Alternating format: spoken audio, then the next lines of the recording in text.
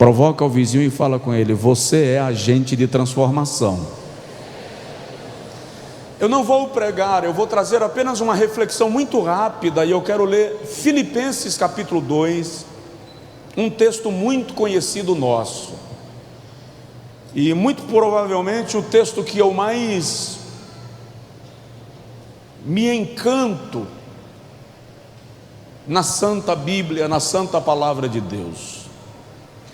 Filipenses capítulo 2, versículo 5. Como eu não vou pregar aquela mensagem, eu não vou dar um tema, não vou desenvolver uma mensagem dentro do tempo normal, mas se fosse dar um tema, eu falaria sobre as 3 direções da cruz. As 3 direções da cruz. Filipenses capítulo 2, versículo 5, você encontrou? Diga amém. De modo, de sorte, de maneira que haja em vós o mesmo sentimento que houve também em Cristo Jesus. Sintam como Ele, é isso que Paulo está dizendo, que sendo em forma de Deus, não teve por usurpação ser igual a Deus. Ele é Deus desde o princípio, Ele é eterno com Deus.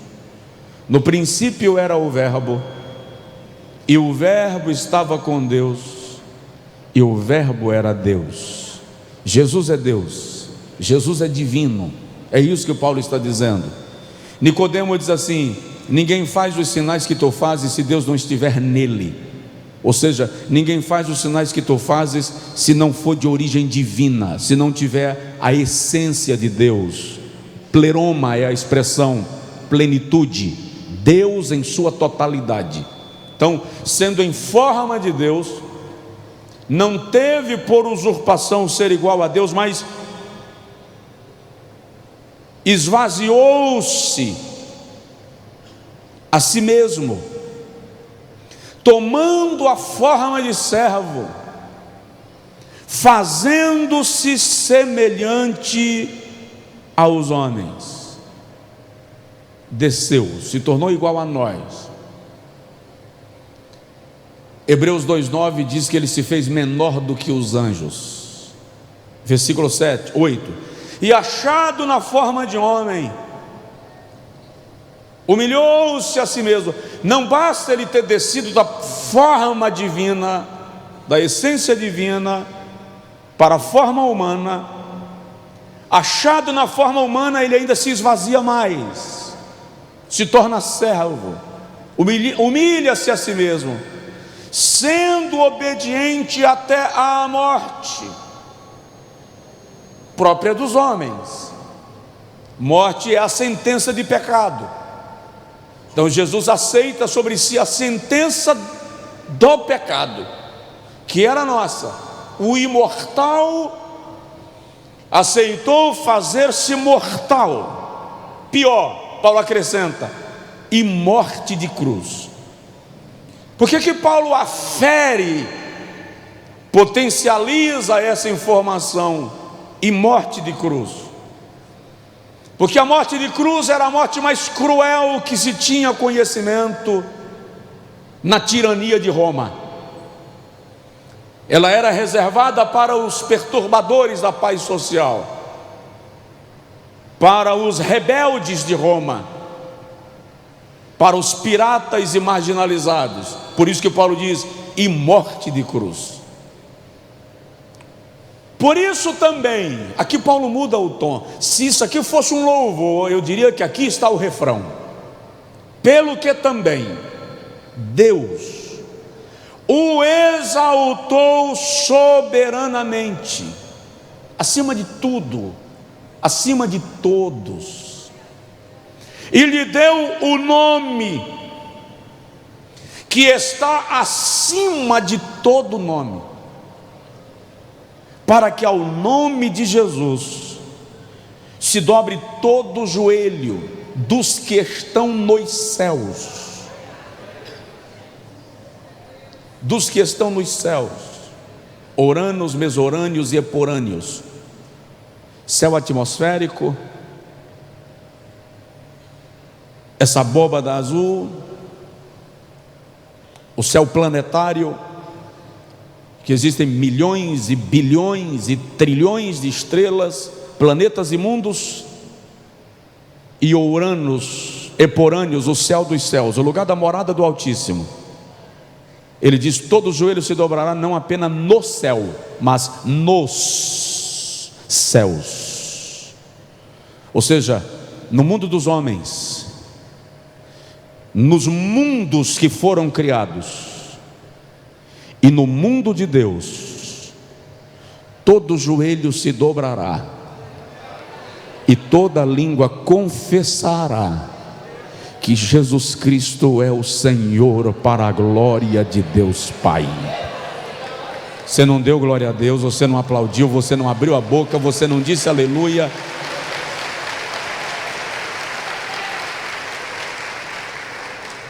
Então, muito rapidamente, eu quero falar um pouco sobre a cruz, suas três direções. Nesse texto, Paulo está apontando para a exaltação de Cristo, para o lugar da sua glorificação. Em João capítulo 17, versículo 1, Jesus está subindo para Jerusalém, e ele sabia que aquela era a subida última, ele iria morrer. Ele diz: é chegada a hora em que o Filho do Homem há de ser glorificado. Todos os homens veem na morte o seu fim, a corrupção do corpo, a frustração dos sonhos, o fracasso dos projetos. Jesus vê na morte a hora da sua glorificação. Todos os homens correm da morte. Jesus vai para Jerusalém sabendo que estava indo para morrer. Todos os homens fazem da morte o seu maior trauma. Jesus faz da morte a hora da sua honra, a hora da sua exaltação e a hora da sua glorificação. E digo sempre, Jesus não foi à cruz porque o Pai o forçou. Deus, o Pai, não colocou as mãos nas costas de Jesus dizendo: você tem que ir. Não. Ele disse: eu dou a minha vida. Ali está no presente linear, correspondente ao gerúndio. Eu estou dando a minha vida, e tenho poder para tomá-la de volta. Atos 2:25, Pedro diz que Jesus foi entregue por conselho e presciência, conhecimento antecipado de Deus, ou seja, estava planejado. Ele sabia, foi consciente. Não pegaram Jesus de surpresa, de supetão, como diria minha avó. Quando chegam perto dele no Jardim das Oliveiras, ele diz: é a mim que buscais. Ele não foge, se apresenta. Ele não corre, se aproxima. Então não foi porque o Pai lhe forçou, foi porque ele quis ir. Ele decidiu ir, por mim e por você. E sabe o que é extraordinário? A cruz do Calvário é o lugar onde a raiz de terra seca se fez videira verdadeira. A cruz do Calvário é o lugar onde o cordeiro se fez leão. A cruz do Calvário é o lugar onde o rei se fez réu, mas resgatou nossa vida. Não fosse a cruz do Calvário, os mais diversos milagres de Jesus teriam desaparecido na história. A cruz do Calvário é o lugar onde ele realiza a sua maior obra. Alguém já calculou que se os 3 anos do ministério de Jesus tivessem sido tão detalhadamente escritos como foram os 3 últimos dias, precisaríamos acrescentar 8.400 páginas à Bíblia Sagrada. Se os 3 anos do ministério de Jesus tivessem sido detalhadamente registrados como foram os 3 últimos dias, teríamos que acrescentar 8.400 páginas à Bíblia Sagrada. Por que a Bíblia dá ênfase? Por que o Espírito Santo dá ênfase aos 3 últimos dias? Por causa da importância da obra que ele realizou. Dá um toque na pessoa do seu lado e diz para ele assim: você é a mais importante obra de Deus. Você é a mais importante obra de Deus. Mahatma Gandhi disse certa feita que ninguém fez tanto bem à humanidade como Jesus. Dwight Lyman Moody disse que o diabo não consegue olhar para a cruz de Cristo, porque vê nela a sua própria derrota e a vitória daqueles que creem no seu nome. De modo que compreender a obra do Calvário abre o caminho para que a minha alma seja alcançada por Deus e caminhe em direção à vida eterna. Então vamos lá rapidinho. A cruz do Calvário aponta em 3 direções. Primeiro, ela aponta para baixo. Ela está fincada ao chão. E a cruz do Calvário, apontando para baixo, está falando da vitória de Jesus sobre todo o império das trevas e da queda de toda a força do diabo e seus demônios contra a vida da igreja. A cruz do Calvário, apontando para baixo, indica que a cabeça da serpente foi esmagada, que Jesus venceu e venceu de uma vez por todas, que Jesus venceu e a sua vitória é irrevogável. O texto diz em Filipenses 2,14 que ele pegou o escrito de dívida que havia contra nós e, cravando no madeiro, os expôs aos principados e potestades, dando a entender que na cruz do Calvário, Colossenses 2,14, na cruz do Calvário, Jesus não apenas esmagou o diabo com toda a sua força, mas anulou a sentença que pesava contra nós. Ele venceu. Quando João está no seu arrebatamento de espírito, Apocalipse 5, e ele começa a chorar porque não encontra-se ninguém digno de receber o livro selado da mão do Todo-Poderoso, um dos anciãos lhe toca com a mão direita e diz: não chores, eis aqui o leão da tribo de Judá, a raiz de Davi, que venceu para abrir o livro e desatar os seus 7 selos. Presta atenção, a vitória de Jesus no Calvário é a vitória da igreja na terra. A vitória de Jesus na cruz é a tua vitória contra as hostes espirituais da malignidade. Ele venceu para que nós vençamos, Ele venceu para que nós não sejamos derrotados. A cruz aponta para baixo, e isso indica que a vitória é nossa pelo sangue de Jesus. Aleluia! Segundo, estou acompanhando meu relógio. A cruz aponta para baixo, indicando a derrota de Satanás, a vitória do Cordeiro de Deus. Segundo, a cruz aponta para os lados. E apontando para os lados, ela fala da nossa reconciliação com Deus. Na cruz do Calvário, Deus estava de braços abertos, dizendo ao homem: venha, porque eu te recebo como filho. Eu quero me reconciliar contigo, eu quero te reconciliar comigo.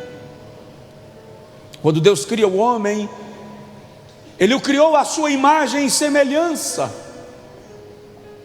Quando o homem peca, o homem é afastado do relacionamento de comunhão com Deus, expulso do jardim. Uma espada flamejante é posta pelo próprio Deus em torno da árvore da vida, e querubins guardam o caminho da árvore. Rompeu, acabou. Quando o Senhor manda Moisés construir o tabernáculo, Ele diz: coloca um véu, separa o lugar santo do lugar santo dos santos. Ninguém passa esse limite. No lugar santo dos santos está a arca, a vara florescente de Arão, o vaso com a amostra do maná dentro da arca. Sobre a arca, querubins de ouro, representando a presença de Deus, guardando os seus valores. Só uma vez por ano, no mês de Tisri, outubro, que o sumo sacerdote poderia entrar no dia da confissão nacional, para confessar os pecados do povo a Deus. E o detalhe é que se ele entra em pecado, ele morre lá dentro, por causa da presença de Deus.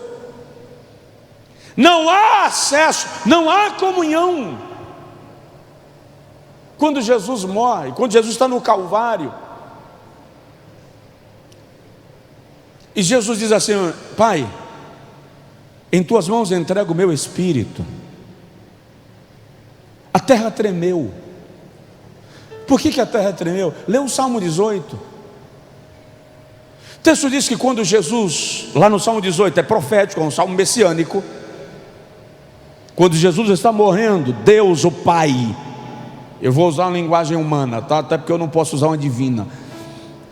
Deus o Pai no seu trono, ao ver o seu filho morrendo no Calvário, e ele, embora pode reagir, não o faz por causa do seu plano, mas a dor do seu filho faz com que o Pai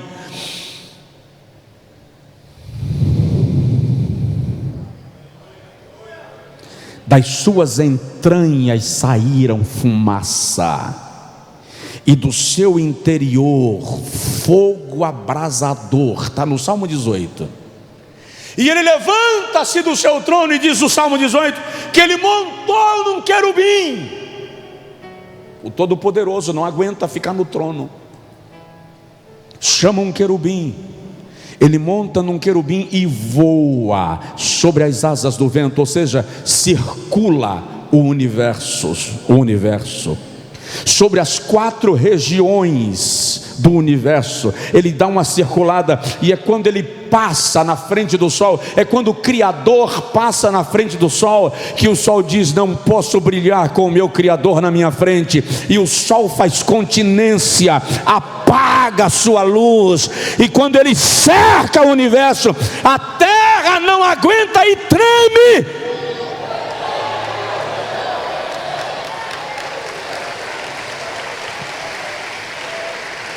E aí o texto diz que o véu do templo se rasgou. Leia o texto, diz assim: rasgou-se de alto a baixo. Não foi de baixo para cima, foi de cima para baixo. Por quê? Porque com a morte de Jesus na cruz, o próprio Deus desceu, rasgando o véu e dizendo: abre o caminho de acesso novamente, a porta está aberta e a reconciliação é permitida. Aleluia! Saramancho e Sandaraga. Então a cruz apontando para os lados indica que há um caminho de reconciliação, há um caminho de reaproximação. E eu termino. A cruz aponta para cima,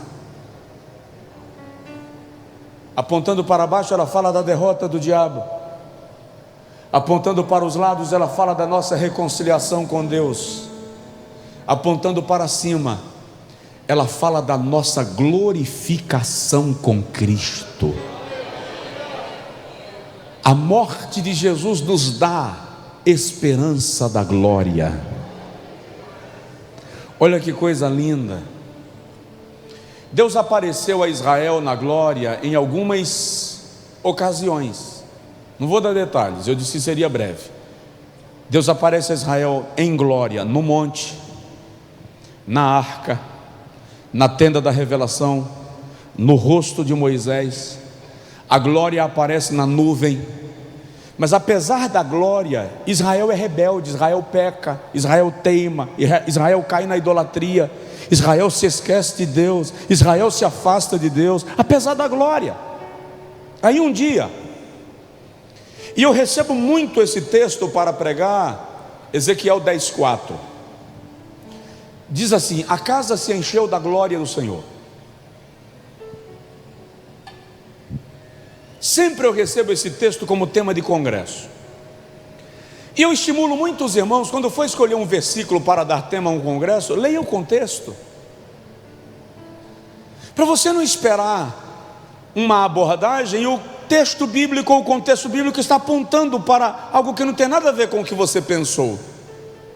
Porque ali em Ezequiel 10:4, quando diz a casa se encheu da glória, não era algo bom. A glória não estava chegando na casa, a glória estava saindo. Por causa do pecado e da idolatria de Judá, a glória saiu do lugar santo dos santos, depois do véu, e veio para a nave do templo. Era uma forma de Deus dizer a Judá assim: eu vou manifestar a minha glória a olho nu, para ver se vocês se convertem. E Judá continua pecando. Aí a glória sai do templo, no versículo 18 de Ezequiel 10, e vai para a porta. Deus está dizendo: se vocês não pararem, eu vou tirar a minha glória da casa e vou levar embora. Aí no versículo 19, Judá continua pecando, e a glória sai da porta do templo. Veja que ela saiu do lugar santo para a nave do templo. Ela sai da nave do templo para a porta do templo. E no versículo 19 ela sai da porta do templo para o portal da cidade. Abandonou a casa, ou seja, uma igreja sem glória. Jeová abandonou o templo e disse: se vocês continuarem, eu abandono a cidade. E eles continuaram pecando. Aí a glória sai do portal da cidade, 11:23, e vai lá para o Monte das Oliveiras. Foi para onde? Não ouvi. Foi para onde? Segura isso. De repente Jeová diz através de Isaías assim: eu sou o Senhor, fora de mim não há outro, e eu não vou dar a minha glória a ninguém mais. Acabou. Nunca mais a terra verá a glória de Deus. Nunca mais. Mas um dia, uma menina está grávida. Ela é virgem e sente dores de parto. Não há maternidade, não há hospedagem, e ela ganha neném num abrigo de animais, numa manjedoura. E quando o neném chora, o Espírito Santo toma a pena de João e escreve assim: vimos a sua glória. Tem 700 anos que a glória não se manifesta, mas de repente alguém diz: nós estamos vendo a glória, nós estamos vendo a glória. Quando Jesus participa da última ceia com os discípulos, come a Páscoa e serve a ceia, a Bíblia diz assim: e tendo cantado um hino, foi para onde? Para o Monte das Oliveiras. Por quê? Ezequiel 11:23, a glória saiu de Jerusalém e foi para onde? Para o Monte das Oliveiras. Por que Jesus canta um hino e vai para o Monte das Oliveiras? Jerusalém é cercada de montes, Jerusalém está sobre um monte. Jesus poderia ir para qualquer monte, mas ele decidiu ir para o Monte das Oliveiras, porque nele se cumprem todas as profecias bíblicas. E é nesse trajeto que ele diz assim: é chegada a hora em que o Filho do Homem há de ser glorificado. É muito lindo isso. Aí ele para, porque ninguém está entendendo nada. Como é que está? Jerusalém está tensa. Há toda uma maquinação para prender o mestre mais renomado da Judéia e da Galileia. Os apóstolos estão apreensivos e Jesus diz: é chegada a hora em que eu vou ser glorificado. Como? De que maneira?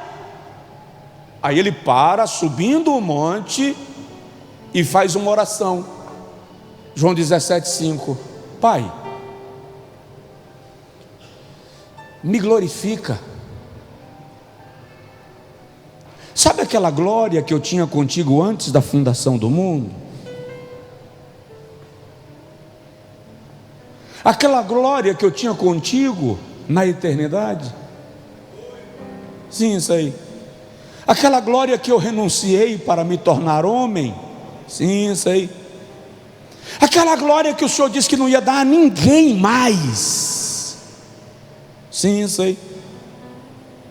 Me devolve aquela glória. Ora, ele vai para o Calvário morrer para cumprir um plano do Pai. O Pai não lhe negaria o que ele está pedindo, então ele diz: me dá aquela glória. Só que Jesus não poderia morrer em glória. Aí no versículo 21, 22, 23 e 24 ele diz assim: Pai, sabe aquela glória que o Senhor me deu nesse instante?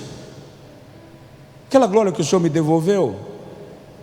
Sim, isso aí, eu dei. Como deu?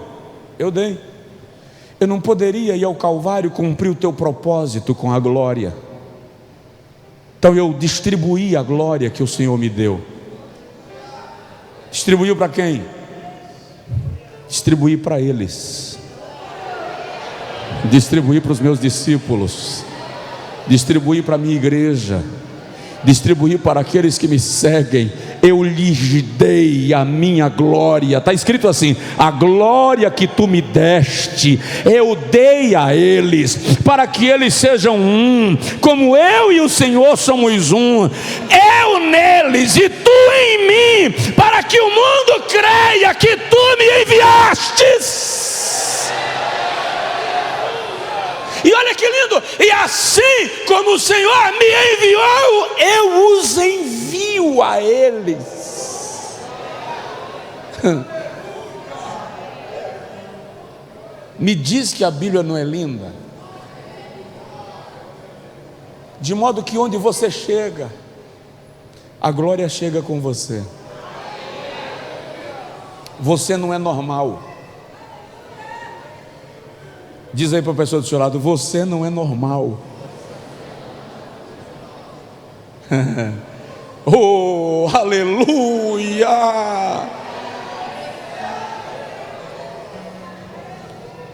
Você é o que a arca simbolizava no Antigo Testamento, porque onde a arca ia representava a presença de Deus, representava a glória de Deus. Onde você chega, você representa a presença de Deus, você representa a glória de Deus. A glória de Deus está na sua vida. A cruz aponta para cima, indicando a nossa glorificação com Cristo.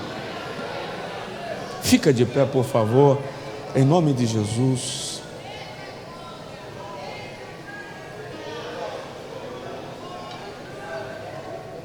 Tem um bocado de coisa para falar nisso, mas muita coisa. Deixa para outro dia. Mas deixa eu falar uma que eu acho linda. Não é que as que eu falei eu não acho não, tá? Mas é encantador isso aqui, Salmo 24. O Salmo 24 também é um salmo messiânico. O Salmo 22 é chamado de o Salmo da Cruz. O Salmo 23 é chamado de o Salmo do Cajado. E Salmo 24 é chamado de o Salmo do Trono.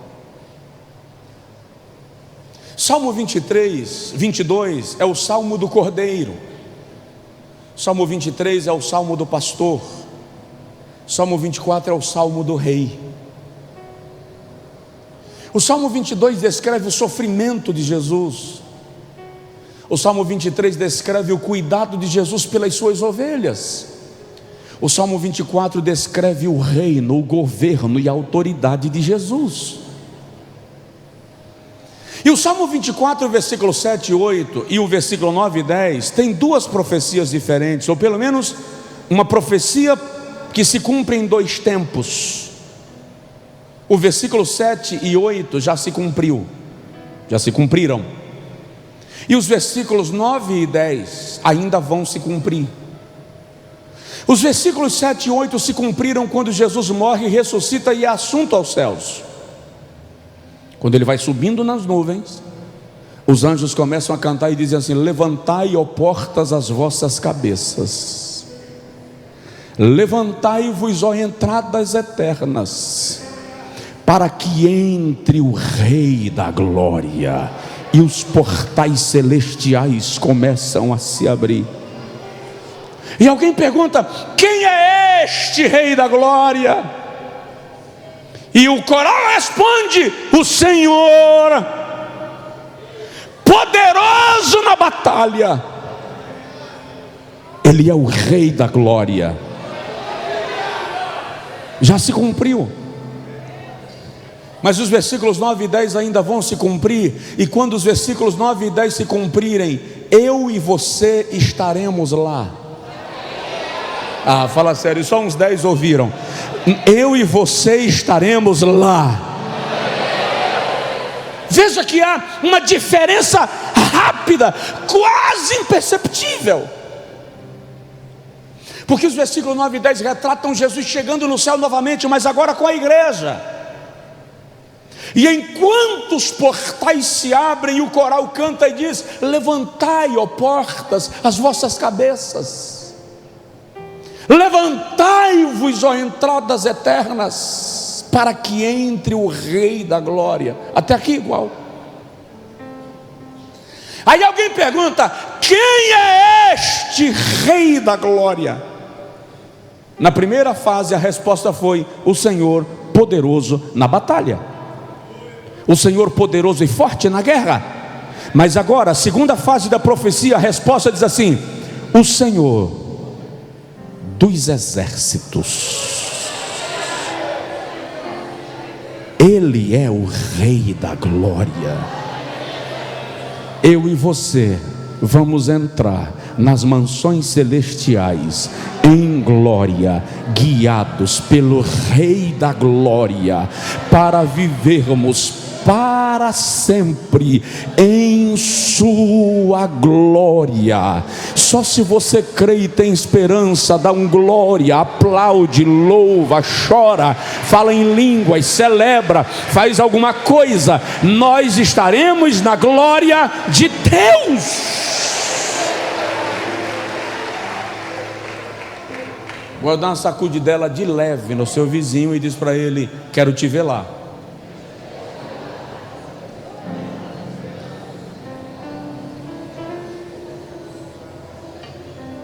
Mas pastor, a gente vai saber quem é quem lá? Essa é outra história, é outro momento. Pouco falo disso. Mas eu quero lhe ver lá, nós estaremos juntos. Sim, eu tenho certeza que nós vamos nos reconhecer lá. Nós vamos saber quem é quem lá. Quando Paulo diz, como é que começa o versículo, irmão? Não quero, irmãos, que sejais ignorantes acerca daqueles que desde agora dormem no Senhor, porque se cremos que Cristo ressuscitou dentre os mortos, também cremos que aqueles que desde agora dormem no Senhor, Deus os tornará a trazer com eles. Porque o mesmo Senhor descerá do céu com alarido e com voz do arcanjo e com a trombeta de Deus, e os que morreram em Cristo ressuscitarão primeiro, depois nós, os que estivermos vivos, seremos arrebatados juntamente com eles nas nuvens.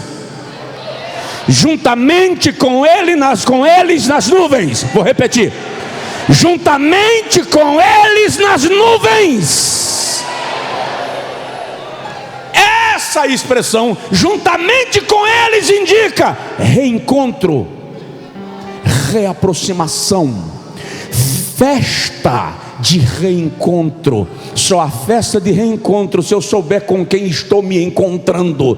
Portanto, haverá sim identificação na glória eterna e estaremos para sempre com o Senhor. Então, quero lhe ver lá.